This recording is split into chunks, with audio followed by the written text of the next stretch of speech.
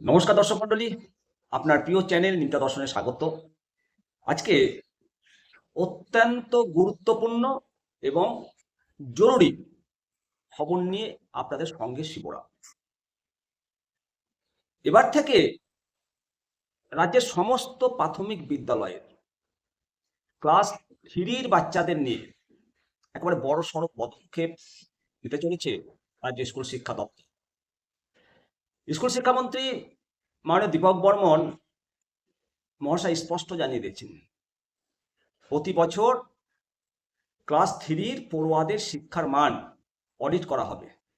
আর এই অডিটে যদি দেখা যায় যে কোনো শিশু মাতৃভাষায় লিখতে পড়তে জানে না বা ন্যূনতম অক্ষর জ্ঞানটুকুও হয়নি, তাহলে তার দায় নিতে হবে শিক্ষকদের এবং নেমে আসবে শাস্তির খাড়া।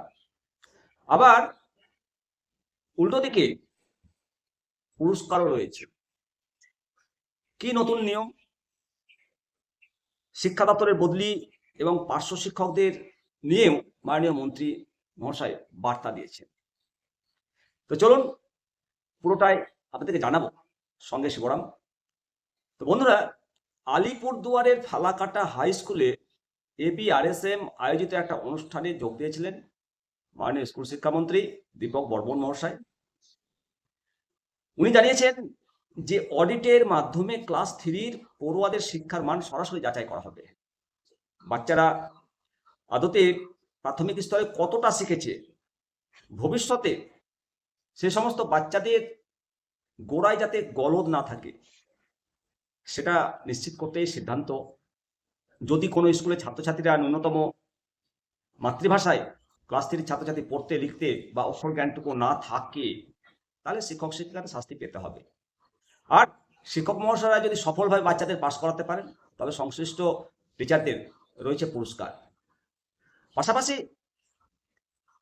শুধু অডিট নয়, রাজ্যের প্রাথমিক স্কুলগুলোতে যে উদ্বুদ্ধ বা সারপ্লাস শিক্ষক শিক্ষিকা রয়েছেন, তাদের বদলি নিয়েও বড় আপডেট দিয়েছেন।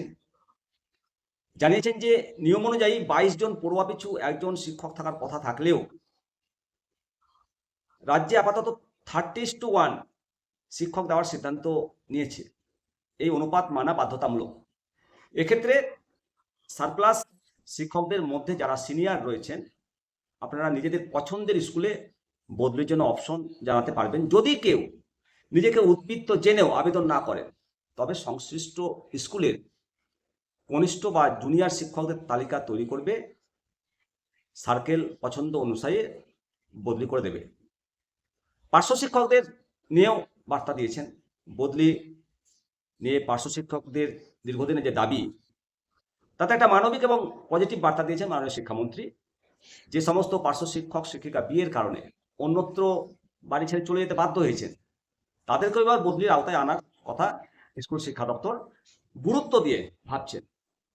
তো সরকারের এই যে সিদ্ধান্ত, একদিকে যেমন প্রাথমিক শিক্ষার বুনিয়াদিকে শক্ত করবে, অন্যদিকে শিক্ষকদের মানসিক চাপ বা দায়িত্ব অনেকটাই বাড়িয়ে দেবে। বইকে 22/30 রেশিও মেনে যে শিক্ষক দেওয়ার যে সিদ্ধান্ত, এটা অত্যন্ত প্রশংসনীয়। শিক্ষক সংকটের কারণে বহু স্কুলে পাঠদান তো সম্ভব হয় না। তো বন্ধুরা, মাননীয় শিক্ষামন্ত্রীর যে বক্তব্য অত্যন্ত পজিটিভ। তৃতীয় শ্রেণীর বাচ্চাদের এই যে অডিট এবং অক্ষর জ্ঞান না হলে শিক্ষকদের শাস্তির সিদ্ধান্ত, এটা নিয়ে আপনার মতামত কি? অবশ্যই কমেন্ট সেকশনে করুন এবং আপডেটটি আপনার সহকর্মী, শিক্ষক, অভিভাবক, ছাত্রছাত্রীদের মধ্যে ছড়িয়ে দিন। ভালো থাকবেন, কমেন্ট করবেন কমেন্ট সেকশনে। জয় হিন্দ, বন্দে মাতরম, ভারত মাতা কি।